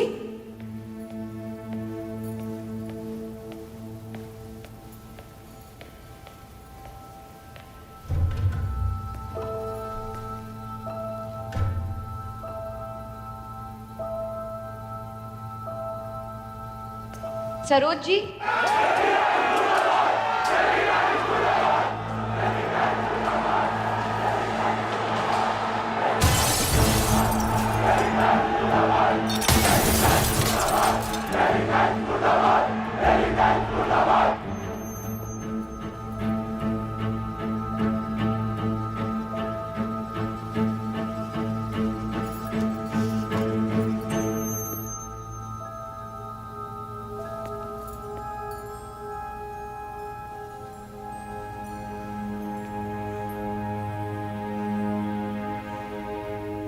माफ कर दो मुझे।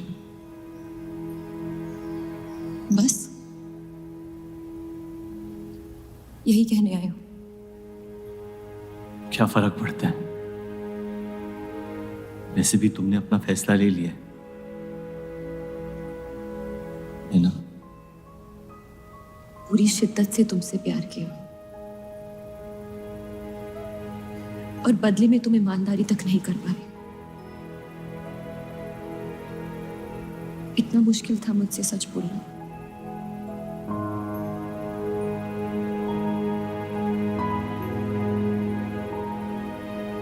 पूरी जिंदगी दिल में एक चीज भर के रखी थी, नफरत। सबको धोखा दिया ताकि अपने अब्बा से इंतकाम ले सकूं। तुमने मेरे नफरत को बेघर कर दी और मेरे दिल में मोहब्बत भर दी। तो मेरे दिल को बदल रही थी, मैं डर गया तुम्हारी मोहब्बत से,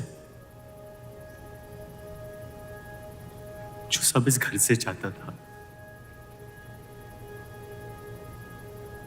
तुमने मुझे दिया। अगर तुम्हें सच कहता तो खो देता। झूठ बोल के पा लिया क्या मुझे? हम एक दूसरे के नसीब में नहीं है रूह। यही खुदा की मर्जी। तुम्हें कभी मुझसे प्यार हुआ ही नहीं? अगर मुझे इसका जवाब देना पड़ा तो तुम्हारे मोहब्बत में सवाल उठ जाएंगे।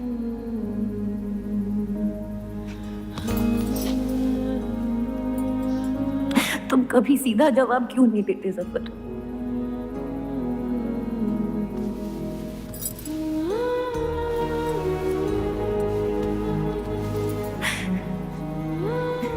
एक बार कह दो, एक बार कह दो मोहब्बत करते हो मुझसे।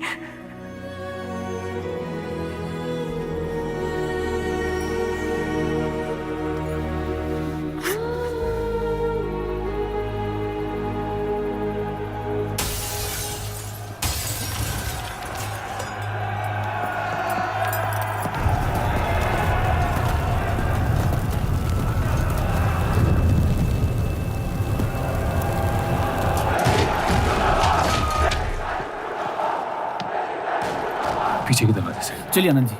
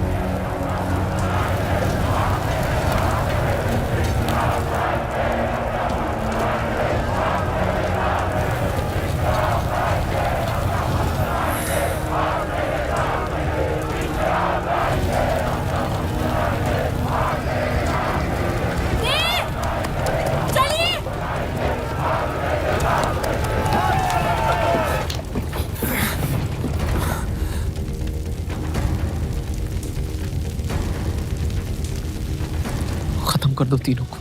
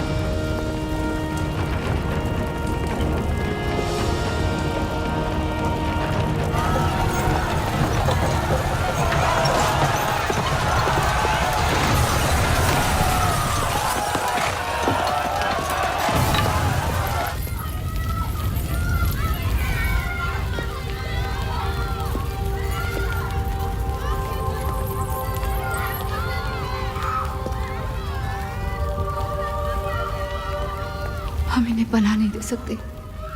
सारे हिंदुओं को मुसलमानों के घरों में ढूंढा जा रहा है। ये यहाँ सलामत नहीं है। आप इन्हें स्टेशन ले जाइए। चलो हमारे साथ। हम अपनी हिंदू लड़कियों को छोड़कर नहीं जा सकते। अब चलिए मेरे साथ अम्मी। जहाँ हमारी पैदाइश हुई थी शायद वहीं हमारी मौत आएगी। जाइए, अब जाइए।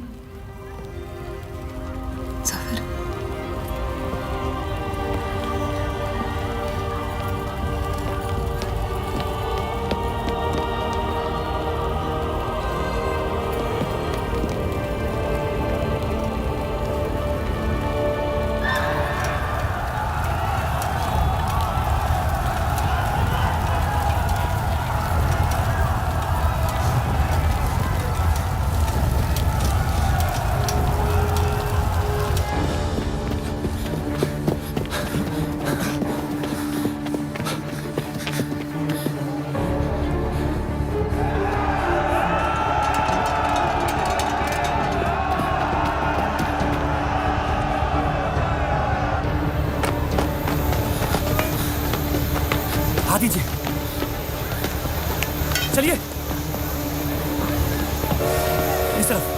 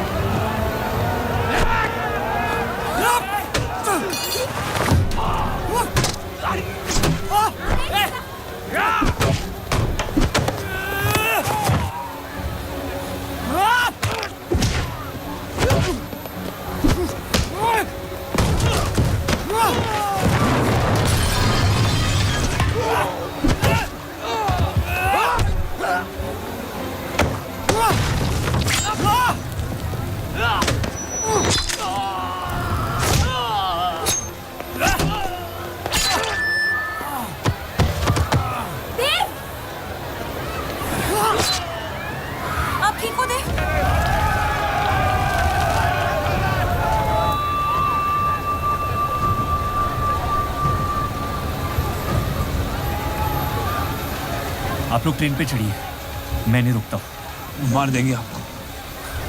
ये मेरे लोग हैं, मुझे कुछ नहीं करेंगे।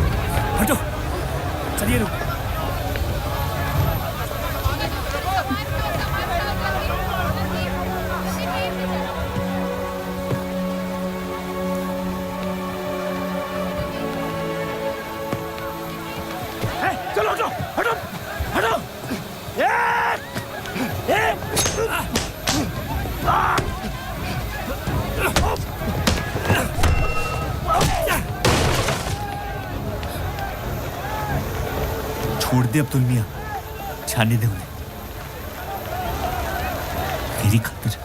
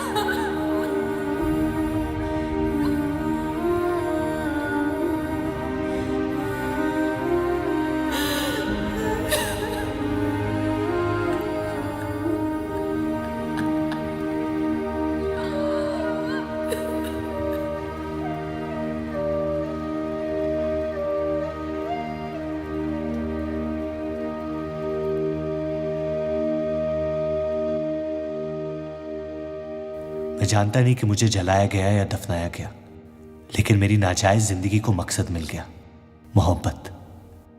और वो मोहब्बत हमेशा जिंदा रहेगी।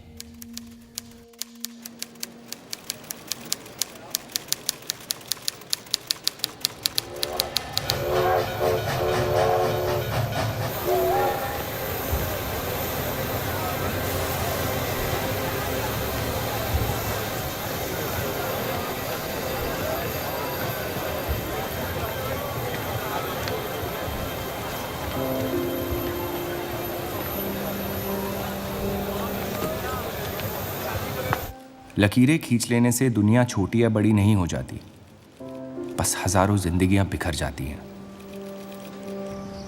अक्सर उन बिखरी हुई जिंदगियों में दिल टूटने का गम दो लोगों को जोड़ देता है।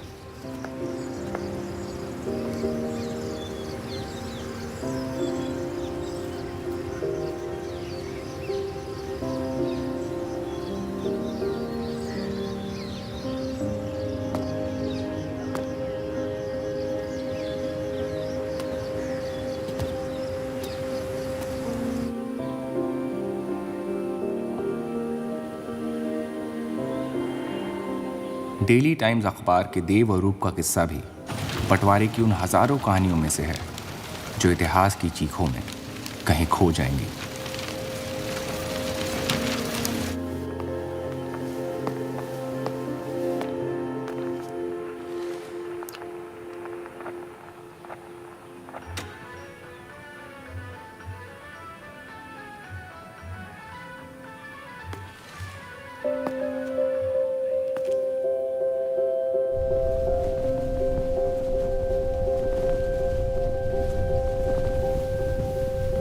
मोहब्बत और नफरत दोनों के रंग लाल हैं,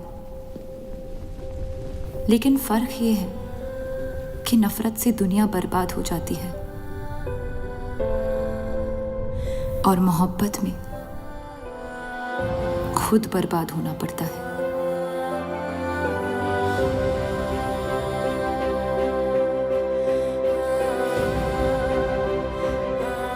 फिर भी कलंक अक्सर मोहब्बत पे लगते हैं।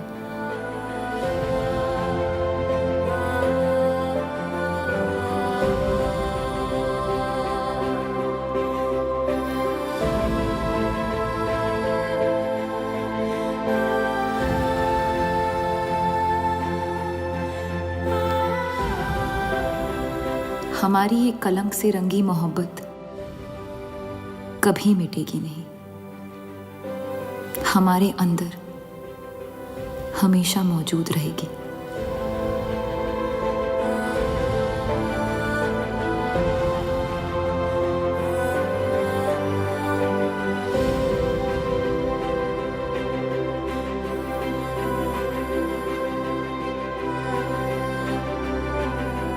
अब फैसला आपके नजरिए का है।